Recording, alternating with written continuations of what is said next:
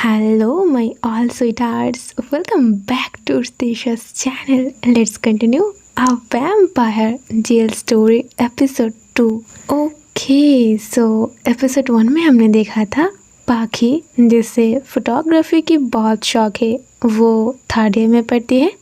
उसकी यूनिवर्सिटी की first day थी।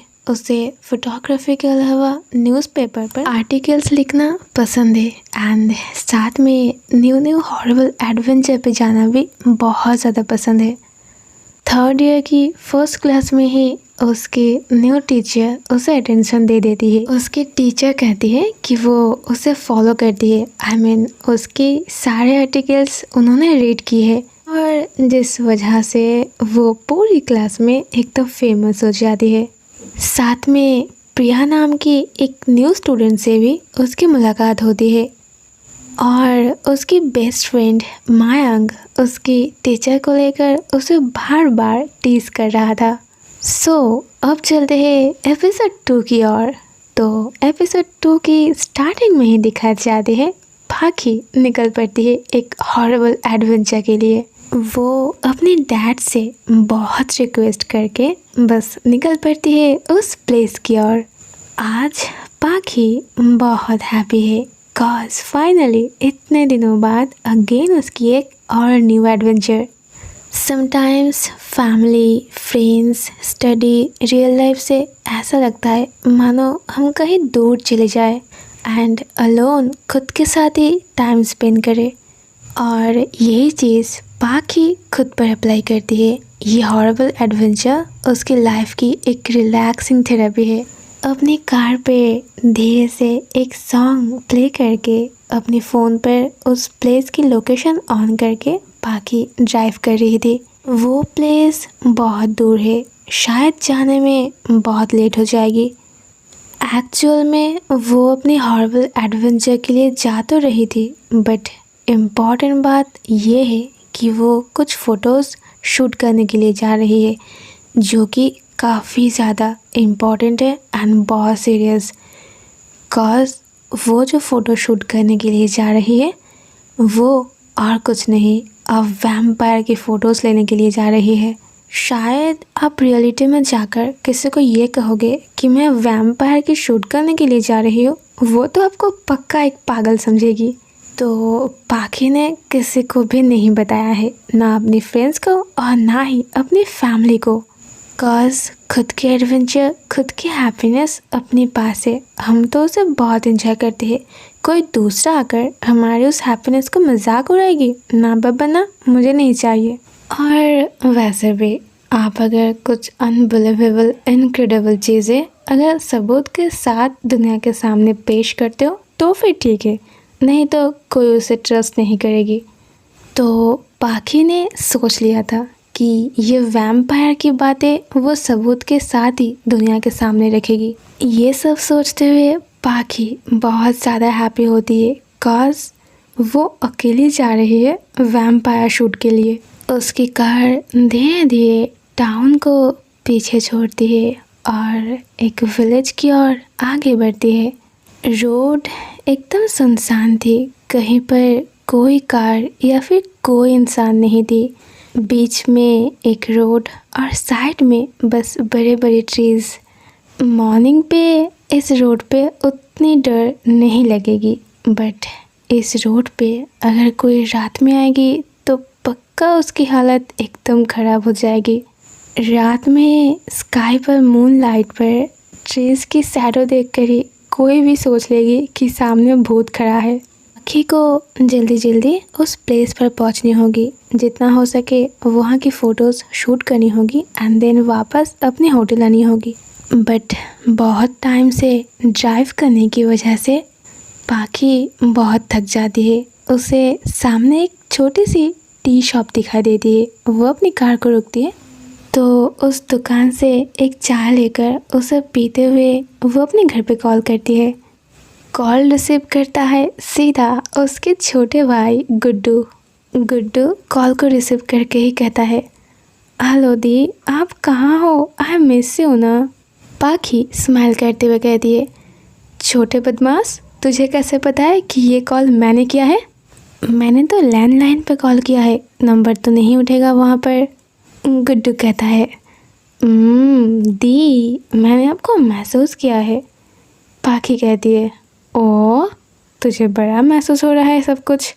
गुड्डू डायरेक्ट कहता है आप अपनी हॉरिबल एडवेंचर पे गए हो ना, मम्मी पापा को झूठ बोला है कि आप अपनी फ्रेंड्स के घर जा रहे हो। पाखी बहुत रिएक्ट करते हुए कहती है क्या तुझे ये भी पता है? गुड्डू कहता है हाँ ऑफ कोर्स, अब आप मेरे दी हो, मुझे सब कुछ पता होगा ना। गुड्डू कहता है बट दी, এটা কিন্তু তুমি একদম ভুল করলে, आपको ऐसा नहीं करना चाहिए था, आपको मुझे बताना चाहिए था ना। পাখি कहती है আচ্ছা আমি কি করব বল, তোকে এখানে কথা বললে তুই এখানে আসার জন্য পাগল হয়ে যেতিস, আর আমি তোকে এখানে কিছুতেই নিয়ে আসতে পারি না। I can't do that. Guddu कहता है ओके फाइन, आप मुझे मत लेके जाओ, बट अब कहाँ गए? पाखी कहती है वैम्पायर शूट के लिए। गुड्डू कहता है OMG, रक्तचोषा बहादुर। बट दी, ये वैम्पायर तो बहुत ख़तरनाक होता है ना, वो जिसके खून पीता है वो अगेन लौट के नहीं आता है, वो हमेशा के लिए उसका सर्वेंट बन जाता है। गुड्डू की ये बात सुनकर सडनली पाखी की हार्ट बीट बहुत तेज़ हो जाती है। कॉज गुड्डू की बात गलत नहीं है, वैम्पायर जिसके खून पीता है वो अगेन इंसान में नहीं लौट के आता है। सडनली पाखी की वॉइस शेक करती है, वो जल्दी से कहती है ओके यहाँ पे टावर नहीं है, मैं तुझे बाद में कॉल करूँगी, ठीक है, बाय बाय। कॉल रखते ही वो चाय वाला कहता है मैडम जी, आप यहाँ पे घूमने के लिए आए हो, मैं आपसे विनती करता हूँ प्लीज़ आप लौट जाइए। सूरज ढलने के बाद यहाँ पे कोई नहीं आता है, ये प्लेस एकदम हॉरिबल बन जाता है। कॉज उस टाइम पे यहाँ पे इंसानों का नहीं किसी और का राज चलता है। वो चाय वाला इतने डरावने तरीके से बोल रहा था कि पाखी को भी डर लगती है। वो लाउडली कहती है ओजे शट अप, ओके, कोई नहीं रहता है यहाँ पर। रात के बाद इंसानों का राज नहीं चलता है किसी और का। किसी और का कौन? वैम्पायर। ये नाम सुनकर उस चाय वाले की आंखें एकदम रेड हो जाता है। वो अगेन डरावनी वॉइस में कहता है आपको सब पता है फिर भी आप यहाँ आए हो? पाखी और वहाँ एक सेकंड नहीं रुकती है, वो जल्दी से पे कर देती है, अपनी कार को स्टार्ट करती है और बस वहाँ से निकल जाती है। रास्तों में जाते हुए उसके ध्यान रोड पर नहीं थी, बस उस चाय वाले की बातों पर और गुड्डू की बातों पर। शाम होने में बस कुछ ही टाइम बाकी है। नाउ 4:55। जंगल की एरिया होने की वजह से सूरज ढलते ही बहुत फास्ट शाम हो जाती है। पाखी जल्दी जल्दी अपनी कार को ड्राइव करती है। अगले सीन में वो जिस रोड से जा रही थी वो रोड बहुत ख़राब थी एंड सडनली बहुत ज़ोर से बारिश आ जाती है। बारिश होने की वजह से मानो उस पूरे प्लेस पर सडनली एकदम से शाम हो जाती है। बारिश इतनी ज़्यादा तेज़ थी कि पाखी को सामने की कुछ व्यू दिखाई नहीं दे रही थी। वो जल्दी से अपनी कार की हेडलाइट को ऑन करती है। रास्ता बहुत सुनसान थी, चारों ओर बस अंधेरा और अंधेरा। उसकी हेडलाइट के अलावा और कोई लाइट्स दूर दूर तक नहीं थी। उसकी हार्ट बीट बहुत तेज़ हो जाती है, उसकी दोनों हाथ बस शेक कर रही थी। इतनी डरावनी फीलिंग्स उसने पहले कभी महसूस नहीं की थी। उसके दिल बार बार यही कह रहे थे कहीं उसने गलत तो नहीं कर दी यहाँ पे आके।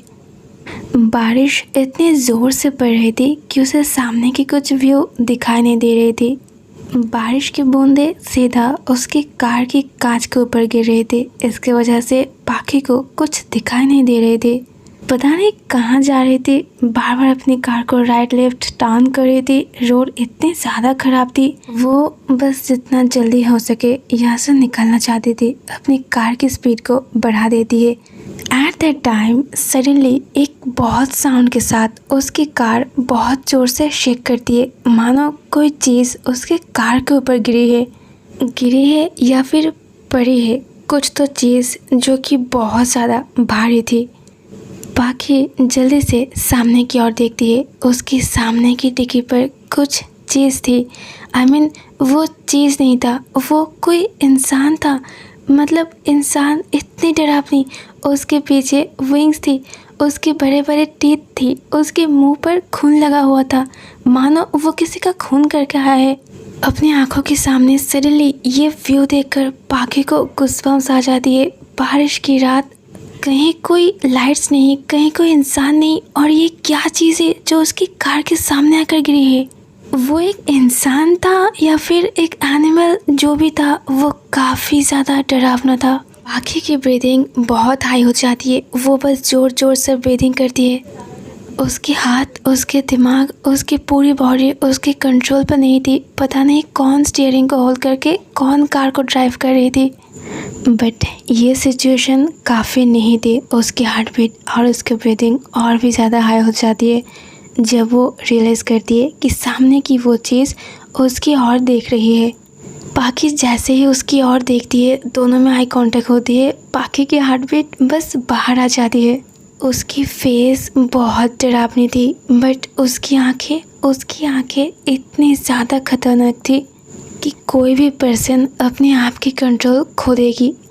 पाखी इतनी ज़्यादा डर जाती है कि वो बस लाउडली चीखते हुए अपने हेड को नीचे करती है, और साथ में उसी टाइम उसके हाथ से स्टीयरिंग स्लिप करती है एंड उसकी कार बहुत फास्ट बस किसी चीज़ के साथ टकरा जाती है। अगले सीन में कोई साउंड नहीं थी।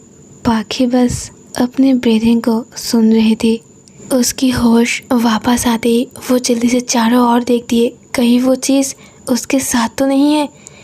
बट नहीं, कहीं कोई चीज़ नहीं थी। इवन नाउ कोई लाइट्स भी नहीं थी, कॉज थोड़ी से एक्सीडेंट हो जाने की वजह से उसकी कार के सामने की हेडलाइट टूट गई थी। पाखी जल्दी से अपनी बैग से अपनी फ़ोन लेती है और कार से बाहर आती है, कॉज अब इस कार में बैठे रहना और भी ख़तरनाक हो जाएगी। बारिश रुक गई थी, इसलिए वो अपनी कार को छोड़ के थोड़ी आगे जाती है, ताकि अगर कोई भी हाउस मिल जाती है तो वो वहीं चली जाएगी। एंड लकीली थोड़ी दूर जाने के बाद उसे एक हाउस मिलती है। वो हाउस तो नहीं है, कुछ बंगलो टाइप की है। वैसे भी इस मौसम में ऐसे हेल्पलेस सिचुएशन में कोई भी हाउस चलेगी। वो मानो अंधेरा प्लेस पर एक रोशनी की तरह काम करती है। पाखी बिना टाइम वेस्ट किए जल्दी से उस हाउस की ओर जाती है। वो उस बंगलो की डोरबेल को नॉक करती है, बट शायद वो डोरबेल ख़राब थी, इसलिए वो अपने हाथों की फिंगर से ही डोर पर नॉक करती है एंड थोड़ी लाउडली कहती है, एक्सक्यूज़ मी, कोई है? Please help me. बारिश होने की वजह से मेरी कार ख़राब हो गई है। क्या आज रात के लिए मैं यहाँ रुक जाऊँ? प्लीज़ कोई है? Please help me. बट ये सब कुछ बहुत टाइम से बोलने के बाद भी कोई आकर डोर ओपन नहीं करती है। पाखी ने सोचा था आज रात किसी भी तरह वो यहाँ रात गुजार लेगी, बट कोई डोर ओपन ही नहीं कर रही थी। शायद ये उसकी बैड लक है। ये सब सोचते हुए पाखी टर्न करके जैसे ही अपनी पैर आगे बढ़ाती है, तभी पीछे से डोर धीरे धीरे ओपन होती है। पाखी अपने एक कदम को सामने रखते ही बस स्टैचू हो जाती है एंड धीरे से अपने हेड को पीछे की ओर टर्न करती है। फर्स्ट टाइम तो उसे कोई सामने दिखाई नहीं दे रही थी, कॉज घर में इतनी ज़्यादा अंधेरा था। सेकंड में वो नोटिस करता है कि एक शैडो टाइप कुछ ब्लैक कलर की कुछ चीज़ें हैं जो इंसान की तरह है। वो शैडो धीरे धीरे उसके सामने आकर अपने हेड को नोट करता है। दैट्स मीन वो पाखी को अंदर बुला रहा है। पाखी उसे बहुत ज़्यादा थैंक्स बोल रही थी, कॉज इस टाइम पे वो हाउस बस उसके लिए एक हाउस नहीं है, मानो उसकी एक लाइफ मिली है। हाउस के अंदर आकर एक हॉल रूम को छोड़कर जब वो लोग दूसरे रूम में जाती है तो पाखी एकदम शॉक्ड हो जाती है। बाहर से जितनी हॉरेबल व्यू थी, अंदर से उतने ही लग्जरी हाउस है। वो रूम बहुत बड़ा था। रूम पे लाइट की रोशनी उतनी ज़्यादा नहीं थी, चारों ओर बस नाइट लैम्प थी और एक चीज़ जो बहुत नोटिसेबल थी। नाइट लैम्प के साथ साथ वहाँ पे बहुत सारे कैंडल्स भी थी और वो भी एकदम हिस्टोरिकल टाइप पे। एंड और भी इंटरेस्टिंग, सीलिंग की ऊपर की लाइट्स, वहाँ पे बहुत सारे लाइट्स थी बट एक दूसरे के साथ कनेक्ट हुआ था, एकदम सर्कल होकर। वो बहुत ही स्पेशल लग रही थी। वो लाइट्स पहले ज़माने की थी, लाइक पहले जो लोग रिच पीपल्स थे उनके घर में ये सब लाइट्स होते थे। पूरे हाउस को देखकर पाखी को एकदम गुस्बम्स आ जाती है, कॉज ये हाउस बाहर से जितनी हॉरिबल है, अंदर से उतनी ज़्यादा एक्सपेंसिव एंड हिस्टोरिकल है। वो इतने ध्यान से हाउस को देख रही थी कि सामने की जो पर्सन थी उसको वो नोटिस नहीं करती है। सडनली जब उसकी आंखें उसके ऊपर पड़ती है, उसकी एकदम हार्ट बीट तेज़ हो जाती है, कॉज उस पर्सन की फेस दिखाई नहीं दे रहा था। वो अप टू डाउन एकदम ब्लैक क्लॉथ पहन के रखा था। सामने की एक कॉर्नर पर वो चुपचाप खड़ा था। वो पाखी की ओर पॉइंट करते हुए कहता है, तुम यहाँ बैठो, मैं तुम्हारे लिए क्लॉथ लेके आ रही हूँ। तुम शावर लेकर सो जाओ और हाँ, आज रात तुम मेरे हाउस रुक सकते हो। और हाँ, कार के बारे में मत सोचना, तुम्हारी कार मैं रिपेयरिंग कर दूँगी। कल मॉर्निंग पे ही तुम्हें अपनी कार मिल जाएगी। तुम कल मॉर्निंग होने के बाद अपने घर चले जाना। उनकी बातों से पाखी को रियलाइज़ होती है कि वो एक फीमेल पर्सन है। पाखी नोट करती है और बेड पर बैठती है। वो पर्सन मानो डार्कनेस में ही कहीं गुम हो जाती है। अगले सीन में वो पर्सन पाखी जो रूम पे थी उस रूम के डोर को नॉक करके अंदर आती है, उसे एक ड्रेस देती है और कहती है, वॉशरूम उस तरफ है, जाओ और जाके शावर ले लो। और हाँ, तुम्हें कौन सी पानी चाहिए, ठंडा या फिर गर्म? पाखी उसे कहती है उसे जो चाहिए। अगले सीन में पाखी शावर रूम की बथ टब पे थी। पाखी बस शावर टब पे बैठकर पूरी रूम को नोटिस कर रही थी। रूम तो रूम थी, ये शावर रूम और भी हॉरिबल थी। लाइक आप कोई शावर रूम की शावर टब पे नहीं, नेचर के पास नहा रहे हो। ऊपर की सीलिंग पर एकदम रात की स्काई थी। नीचे फ्लोर पर पानी की व्यू थी। साइड पर वॉल पे पूरे जंगल की व्यू थी। एक टोटल हॉरिबल नाइट की व्यू जो तुम्हें पूरी रियलाइज़ करवाती है कि तुम रात के टाइम मून लाइट पे एक पॉन्ड पर नहा रहे हो। पाखी सोचती है कोई ऑप्शन नहीं थे, इसलिए वो जल्दी जल्दी इस घर पे आ गई है, बट ये घर तो उसे बहुत हॉरिबल लग रही है। आज रात वो कैसे गुजारेगी? और वो पर्सन, वो तो ये सब से भी ज़्यादा हॉरिबल है। पाखी अपनी बॉडी पर सोप को यूज़ करते हुए धीरे धीरे अपनी आंखें बंद करती है। जैसे ही वो अपनी आंखें बंद करती है, फ़ौरन उसे वो सारी चीज़ याद आती है जो उसके कार में कुछ थी जो कि काफ़ी ज़्यादा हॉरिबल थी। ये सब सोचते हुए सडनली वो अपनी आंखें खोलती है, बट जैसे ही वो अपनी आंखें खोलती है उसकी हार्ट बीट अगेन तेज़ हो जाती है, कॉज उसके सामने इस घर की वो हॉरिबल पर्सन थी। How it possible? उसने तो अपनी वॉशरूम की डोर लॉक की थी, तो वो उसके सामने कैसे आ गई? पाखी जल्दी से अपनी राइट हैंड से अपनी हार्ट को होल्ड करती है और लेफ्ट हैंड से शावर टब को। अगर वो अपनी हार्ट को होल्ड नहीं करती तो शायद वो बाहर आ जाती। वो शेकी वॉइस में कहती है, आप यहाँ, मतलब मेरे पास कैसे? मैंने तो डोर लॉक की थी ना। वो पर्सन कहती है, शांत हो जाओ, मैं तुम्हें डराना नहीं चाहती हूँ। तुम्हें डोर लॉक करना चाहिए, डोर तुम्हारी ओपन थी। और ये टॉवल तो तुम बेड पर छोड़ के आए थे। शावर लेने के बाद तुम रूम तक कैसे जाते बिना कपड़ों में? तभी पाखी को बहुत ऑकवर्ड लगती है, मानो सडनली उस रूम की एटमॉस्फेयर चेंज हो गया है।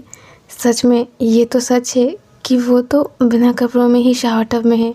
वो बहुत फास्ट खुद को पानी में नीचे करती है और बस बाहर तक अपने नेक को ही रखती है।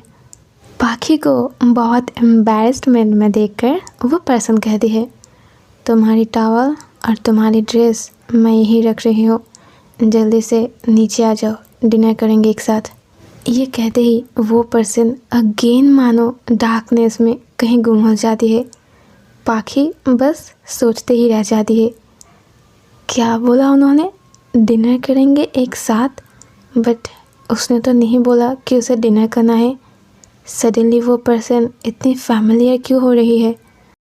बट दैट्स ओके ना, इस टाइम पे अब इतना सोचने का कोई फ़ायदा नहीं है। वैसे भी वो बहुत टाइम से कुछ नहीं खाया है और रात में उसे थोड़ी डिनर की भी नीड है।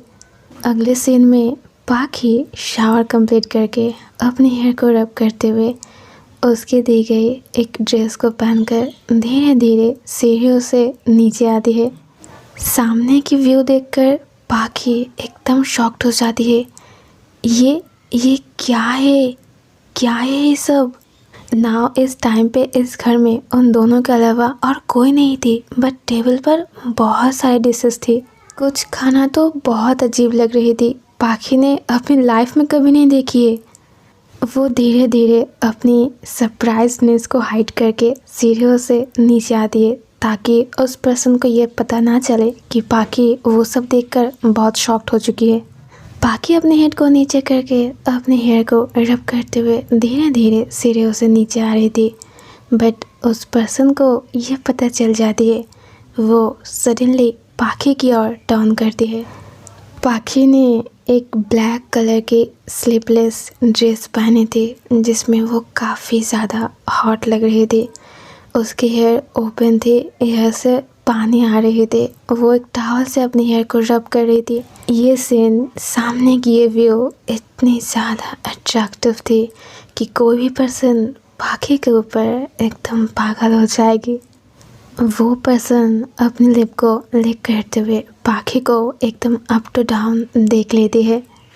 नॉर्मल इंसान इंसानों की परफ्यूम को स्मेल करती है, बट वो तो पाखी की स्मेल के साथ साथ उसकी खून की भी स्मेल करती है।